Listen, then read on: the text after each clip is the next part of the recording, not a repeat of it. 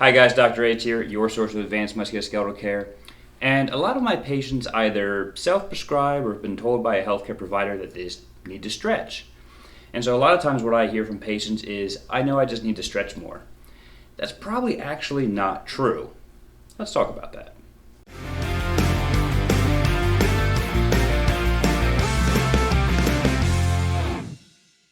All right, so the first thing I want to talk about is, what is stretching? So first, let's talk about what we know stretching is doing with 100% certainty.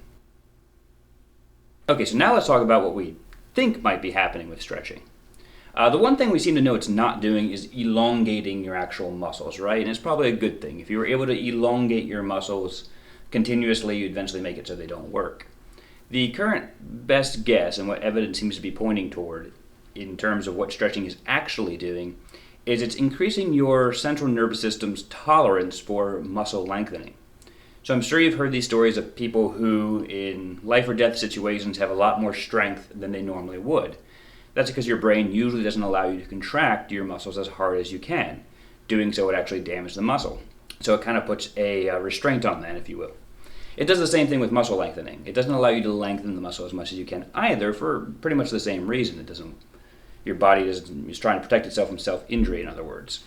And so what stretching might do, and what the evidence seems to be suggesting it does, is increases your brain's tolerance for that muscle lengthening and allowing you to, temporarily at least, lengthen that muscle. So this phenomenon can actually be seen, and really to a much greater degree, by putting vibration on a muscle. And so vibration on a muscle can actually increase the flexibility of that muscle more than what stretching has shown to be able to do. And so that seems to point towards this idea that you're affecting at least the nervous system input to that muscle in order to allow it to lengthen further. So it's probably a good thing you're not elongating muscles, like I said before, because there's really no reason to. Muscles aren't actually stuck in a shortened position most of the time. Granted, there are some times where you'll get contractures of muscles and dystonia of muscles. Those are some really nasty medical conditions out there that will do that. But most of the time what you're feeling isn't the fact that the muscle is itself shortened. Usually people who feel like they need to stretch describe their muscle as tight or stiff, and then some people will describe their muscles as sore. These are actually different names for the same phenomenon. So if you're getting out of bed, for example, and you feel tight and stiff, it's not that you don't have the flexibility to get out of bed. You do. It's just that your muscles are actually feeling soreness. So what is this soreness or tightness? It can be a few things. So if you just did a lot of activity the day before or a lot of exercise or something like that, then it's usually micro injury to the muscle and an inflammatory process. The muscle is just healing itself, completely normal. If it's something that you're getting on a day-to-day basis, it could be due to muscles working harder than they should, due to imbalances in your body. We talked a little bit in another video about something called tensegrity. I'll link that video up here. But again, if things are too loose in one area, too tight in the other area, and you have these misbalances, muscles might be trying too hard to keep stability in your joint and keep integrity, and that can be causing them to be stiff and sore as well. But again, it's not that they're tightening, or not necessarily tightening, not that they're shortening or contracting, or in a contracture. It's just that they're working a little harder than they need to be. Now, one of the things I want to talk about is stretching is not a panacea for pain. In fact, stretching can do harm. There's a few situations in which stretching is not only not beneficial, but can actually be deleterious to your body. So one particular example of this is people who tend to use stretching as their warm-up before doing some kind of exercise. This is particularly true of some of my patients who are more of the weekend warrior type. They're fairly sedentary the most of the week, and then the weekend comes and they play pickup football or something like that. And they decide, well, I'm going to warm up before I play, and their entirety of their warm-up is just stretching. Stretching doesn't warm up your muscles. Warm-ups do, in fact, prevent injury, but stretching is not that. Stretching has not been shown in any way, shape, or form to have that same benefit as a warm-up. A warm-up is typically like a light activity, usually simulating the activity you're about to do, to prepare your muscles and your nervous system for that activity. And that, yes, absolutely does prevent injuries. However, they've done a lot of reviews and a lot of studies on whether or not stretching prevents injuries, and the answer is no, it doesn't seem to. Okay, so what about if you warm up by doing some light activity and stretch before you engage in whatever it is that you're about to engage in? Well, again, this could possibly be harmful. Studies have shown that stretching can decrease the strength that your muscles can put out by around 10% immediately after stretching. So if you're about to do something that's like sports related, sprinting, lifting weights, things where you need that performance, where you need that strength, and then you take that away with stretching, at the very best you're going to have subpar performance, and at the worst you're going to injure yourself because you're not as strong as you're expecting yourself to be. So look, this is probably going to get me some flack, but in my experience as a musculoskeletal specialist, the fact is most of my patients don't need to stretch. I'm not saying that it's not in some way helpful or can't be helpful. I'm just saying they don't really need to. That said, there are a certain subset of people who absolutely shouldn't stretch. There is this spectrum of hypermobility disorders. At the very low end are people who just tend to be a little bit more flexible. Not really a big deal there.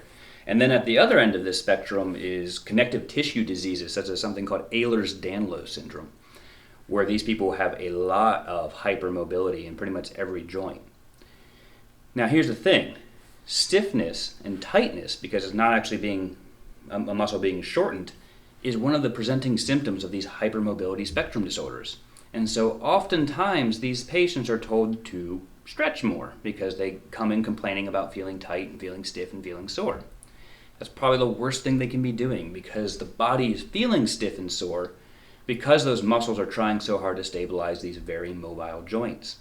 So when I see these patients, I usually have to say, no, stop stretching and start working on strengthening and increasing their proprioception or knowledge of where a joint is in space by doing strengthening and movement exercises, but not stretching. That will just make this problem worse and they'll feel more stiff and sore. And sure enough, when they do these exercise routines to strengthen their joints, they actually decrease the tightness and it decreases the soreness because those joints are being held more stably in the body and the body doesn't feel like it has to constantly be contracting and tightening these muscles to hold them in place.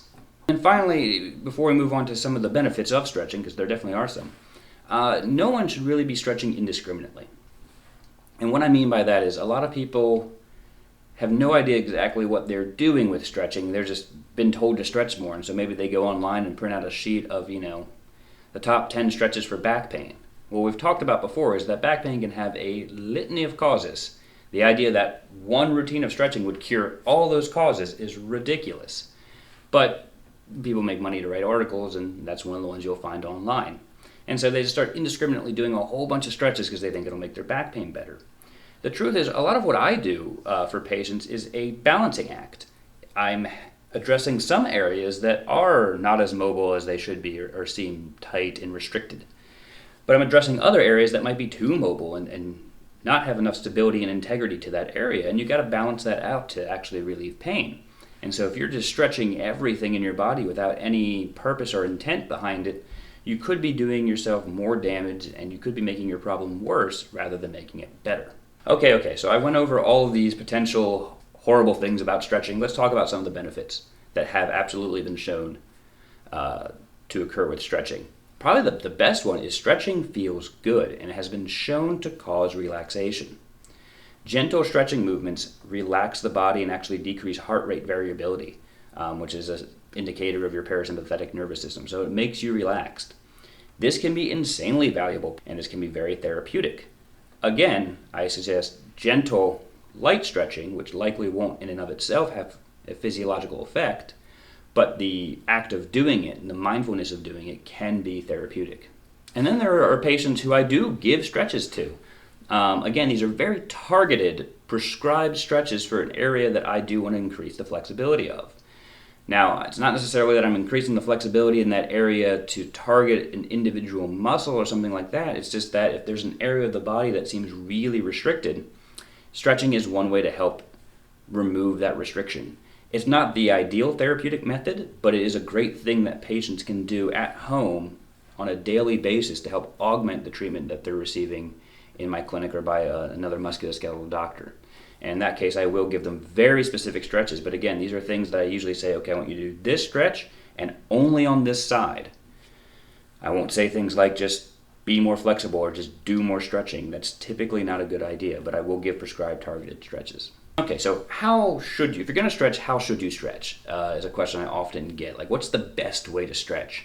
And you will see all over the internet different gurus and different experts giving different ways of stretching, saying that this way works better than that way, or here's why this way is terrible, but do it this way. The truth of the matter is, it's all speculation. There is no good evidence at all, and it is something that has been studied. It's not like they've ignored it. They've actually looked into it. There's no evidence suggesting that one way of stretching is significantly superior to another way of stretching. In fact, it seems to matter much, much more where you stretch rather than how you stretch it. Now, that said, there are some ways of stretching that are downright bad ideas. Usually these are extreme forms of stretching that you hold for very long periods of time. Luckily, that's not typically what most people are going to find with a cursory look on the internet. And it's certainly not what they're going to get from me if I were to prescribe stretches for them. But in general, how you stretch, whatever feels good and comfortable to you. Okay guys, so that's all I have about stretching. I know this video might seem a little bit critical because stretching is such a fad right now, but I do think it's important that we use an evidence-based and informed approach to our self-care.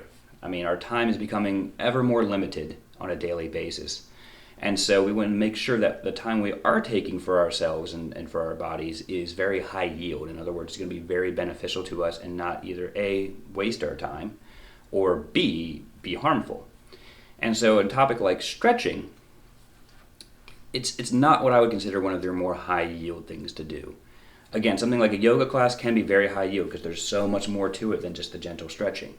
But if your idea of self-care and care for your own body is just to have an intensive stretching routine every day, there are better approaches to take that would be a little bit more beneficial for you and has a lot more evidence to it. So I hope that helps. I hope you're taking care of yourself. And in the meantime, as always, keep moving.